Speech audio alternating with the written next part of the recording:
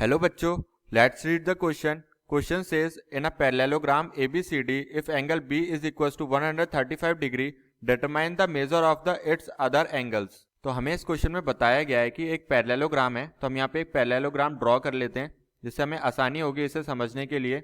Okay, तो ये हो गया हमारा पैरेललोग्राम और हम इसको नाम दे लेते हैं, that is ABC and D. Okay, तो हमें क्या बताया गया कि एंगल B जो है हमारा वो 135 डिग्री हमें गिवन है.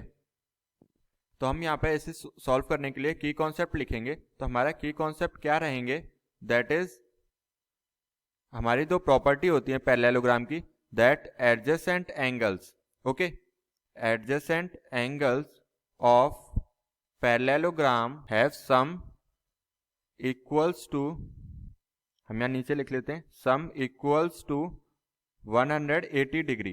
ओके, तो ये होगी हमारी पहली प्रॉपर्टी. एंड सेकंड प्रॉपर्टी हमारी क्या है, that is opposite angles, opposite angles of parallelogram is equals. Okay, तो अपोजिट एंगल जो पैरेललोग्राम के होते हैं वो इक्वल रहते हैं. नाउ अगर हम क्वेश्चन सॉल्व करें तो हमें एंगल बी दे रखा है, that is equals to 135 degree. Okay, तो इसका मतलब क्या होगा, एंगल डी जो है हमारा वो भी हो जाएगा 135 डिग्री क्योंकि अपोजिट एंगल्स इक्वल रहते हैं.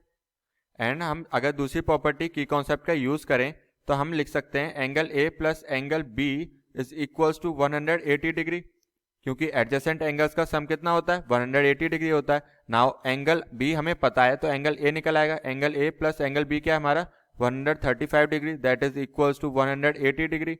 तो हमारा एंगल ए कितना निकल के आया, दैट इज 45 डिग्री. जब हम 180 में से 135 माइनस करेंगे तो एंगल ए 45 डिग्री हो गया. तो एंगल सी हमारा कितना हो जाएगा, जो कि अपोजिट है, तो अपोजिट एंगल्स तो इक्वल होते हैं कि कॉन्सेप्ट में हमारे लिखा हुआ है. तो एंगल सी हमारा हो गया 45 degree. So this is our final answer. Hope you understood it well. Best of luck. Thank you.